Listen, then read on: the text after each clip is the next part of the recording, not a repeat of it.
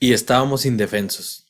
Además, se tornó insoportablemente claro que si existía un dulce Jesús, si se podía creer en un Dios, ese Dios era AM.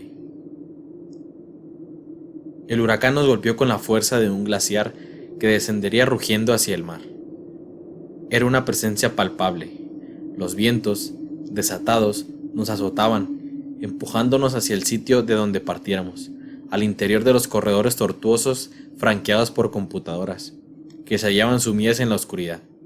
Ellen gritó al ser levantada en vilo y al sentirse impulsada hacia una serie de máquinas, pareciéndonos que iba a golpear con la cara, sin poderse proteger.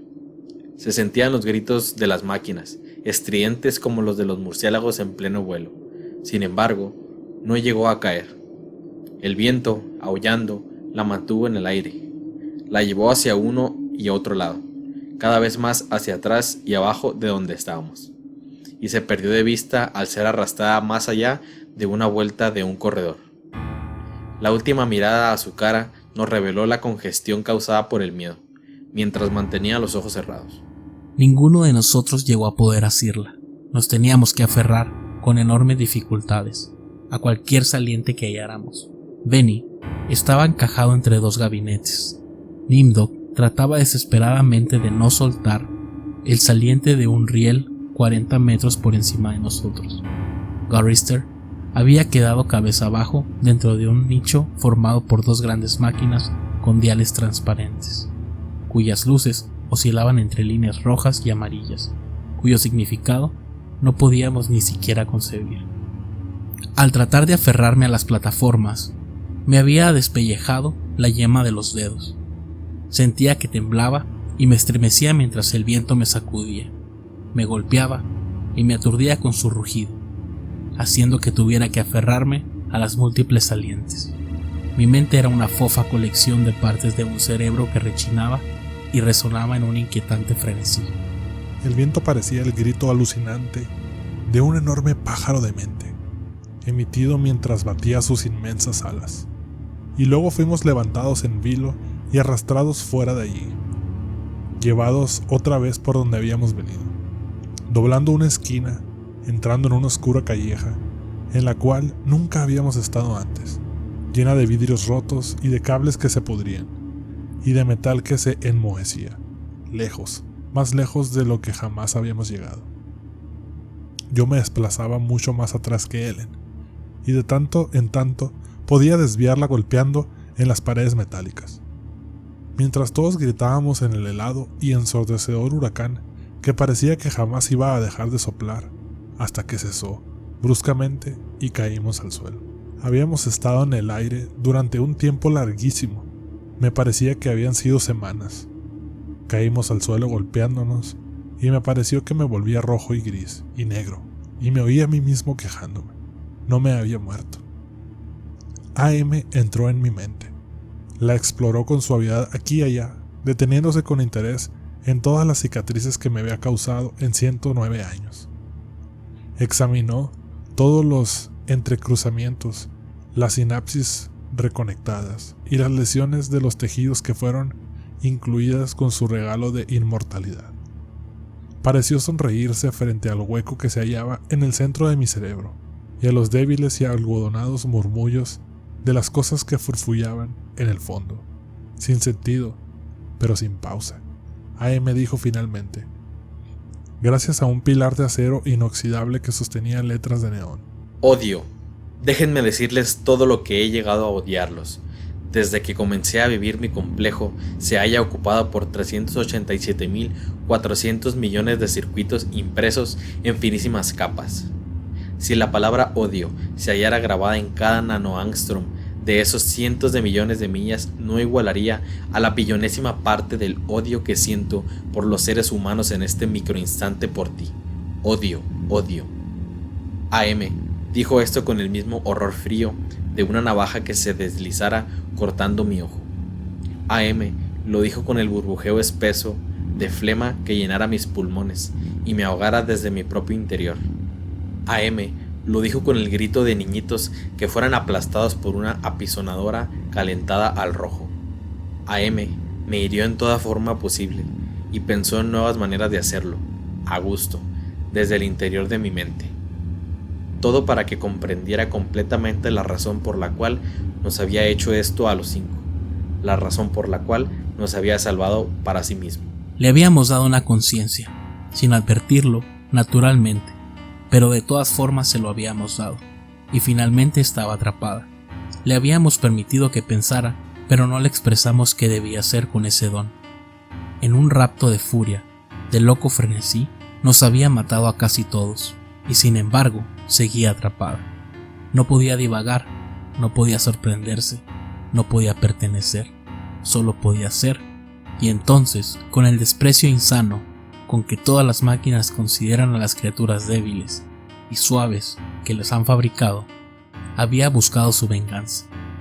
En su paranoia, había decidido guardarnos a nosotros 5 para un castigo eterno y personal, que nunca alcanzaría a disminuir su odio, que solamente lograría que recordara y se divirtiera, siempre eficiente en su odio al ser humano, siempre inmortal y atrapada, sujeta ahora a imaginar tormentos para nosotros gracias a los ilimitados milagros que se hallaban a su disposición. Nunca nos permitiría escapar, éramos sus esclavos. Nosotros constituíamos su única ocupación en el eterno tiempo por venir. Siempre estaríamos con ella, con su enorme configuración, con el inmenso mundo, todo mente, nada alma, en que se había convertido. Ella era la madre tierra y nosotros éramos el fruto de esa tierra. Y si bien no nos había tragado, no nos podía digerir jamás. No podríamos morir, lo habíamos intentado. Habíamos tratado de suicidarnos, 1 o 2 de nosotros lo habíamos intentado, pero AM no los había impedido.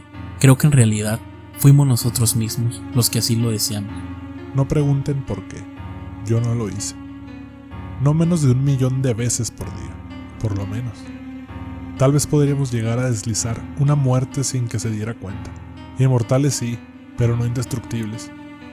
Me di cuenta de esto cuando AM se retiró de mi mente y me permitió la exquisita desesperación de recuperar la conciencia, sintiendo todavía que las palabras del letrero de neón me llenaban la totalidad de la sustancia gris del cerebro.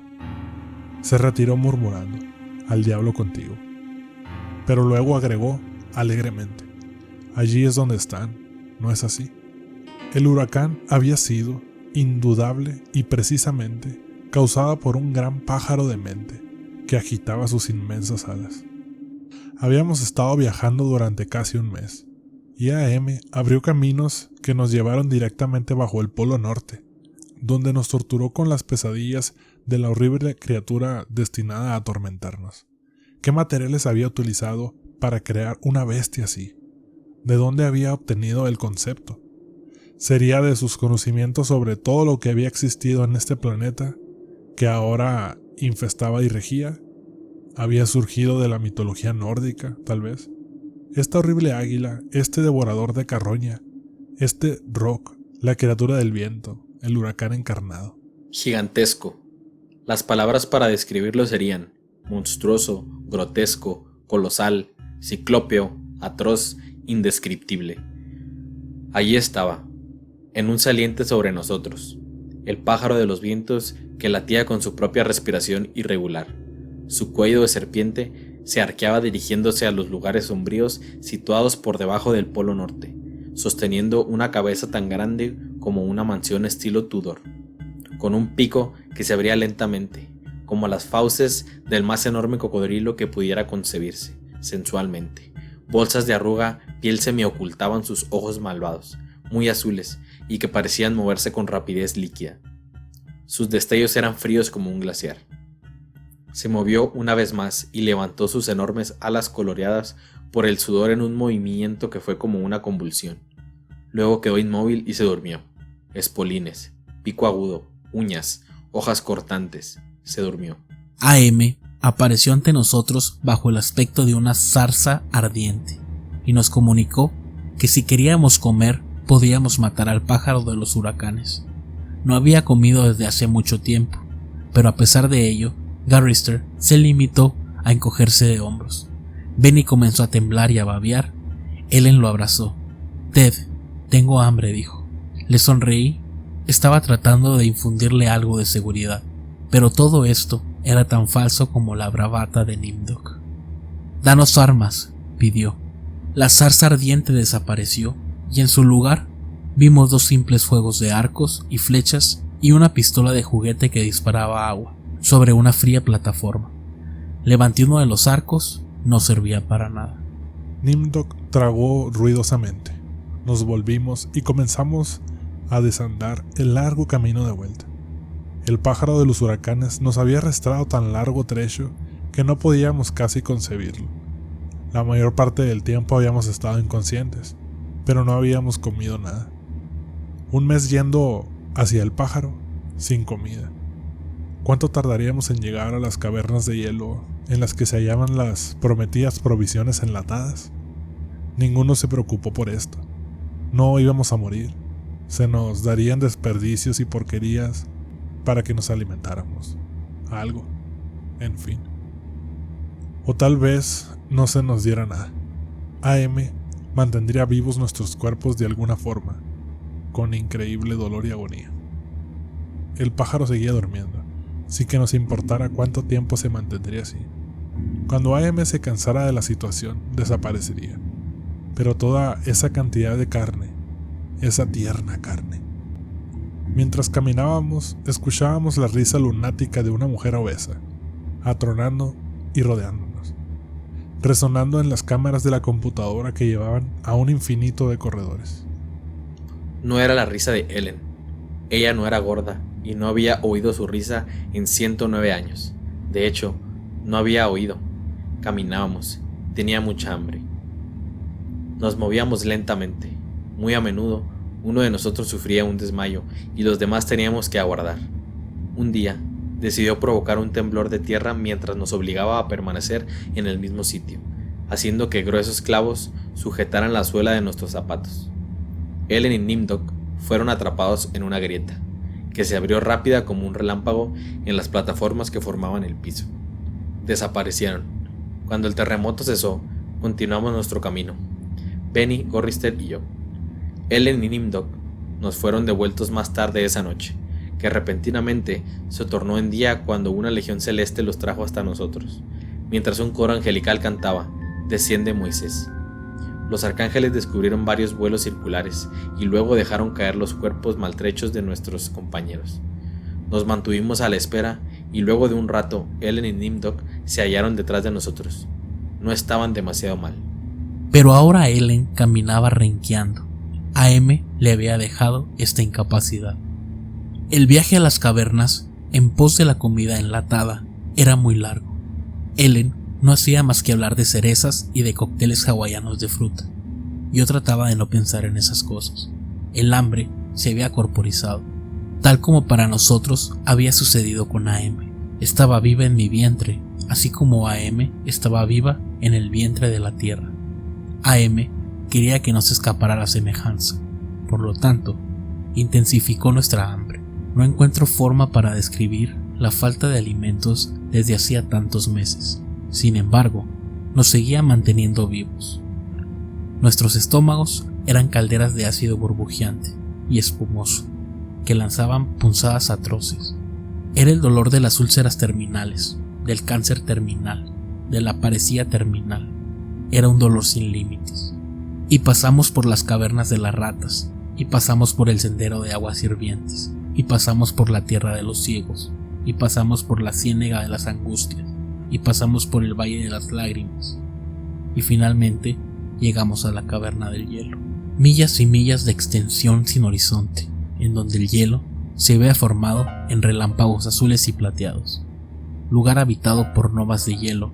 Había estalactitas que caían desde lo alto, espesas y gloriosas como diamantes, formadas a partir de una masa blanda como gelatina que se solidificaba en eternas y graciosas formas de pulida y aguda perfección. Vimos entonces la provisión de alimentos enlatados y procuramos correr hacia allí. Caímos en la nieve, nos levantamos y tratamos de seguir adelante. Mientras Benny nos empujaba para llegar primero a las latas, las acarició, las mordió inútilmente, sin poder abrirlas. AM no nos había proporcionado ninguna herramienta con la cual hacerlo. Benny tomó la lata más grande de guayaba y comenzó a golpearla contra un trozo de hielo. Este se deshizo en pedazos que se desparramaron, pero la lata apenas si se abolló. Mientras oíamos la risa de la mujer gorda que sonaba sobre nuestras cabezas y se reproducía por el eco hacia abajo, abajo, abajo de la tundra. Benny se volvió loco de rabia. Comenzó a tirar las latas hacia uno y hacia otro lado, mientras nosotros escarbábamos frenéticamente en el hielo y en la nieve. Tratamos de hallar una forma de poner fin a la interminable agonía de la frustración. No había manera de lograrlo. Luego vimos que Benny babeaba una vez más y se abalanzó sobre Garrister. En ese instante sentí una terrible calma. Rodeado por las blancas extensiones, por el hambre, rodeado por todos menos por la muerte, comprendí que este era el único modo de escapar. AM nos había mantenido vivos, pero existía una forma de vencerla. No sería una victoria completa, pero al menos significaría la paz. Estaba dispuesto a conformarme con esto. Benny estaba mordiendo y comiendo la carne de la cara de Gorrister.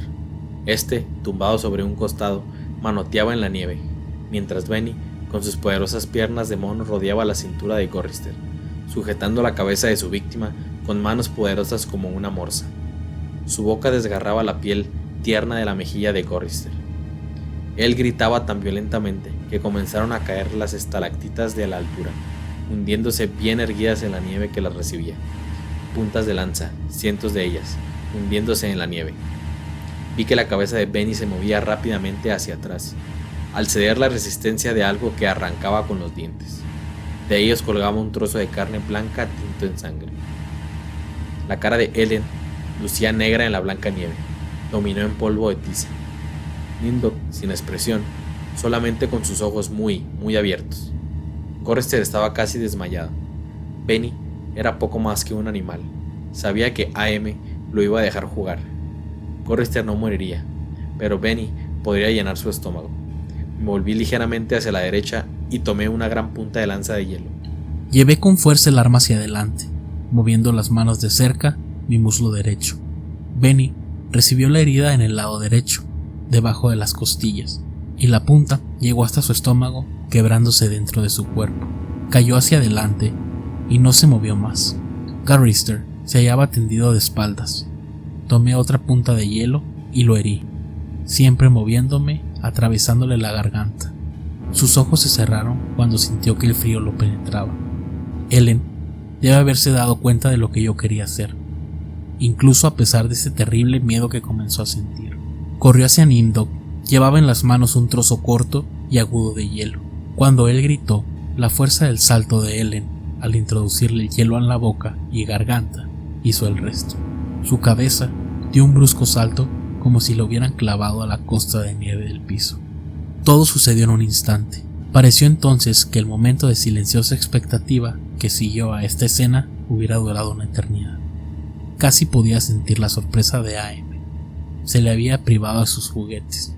3 de ellos habían muerto sin posibilidad de volverlos a la vida. Podía mantenernos vivos gracias a su fuerza y a su talento, pero no era Dios. No podía lograr que volvieran a vivir. Ellen me miró. Sus facciones de ébano se destacaban en la nieve que nos rodeaba.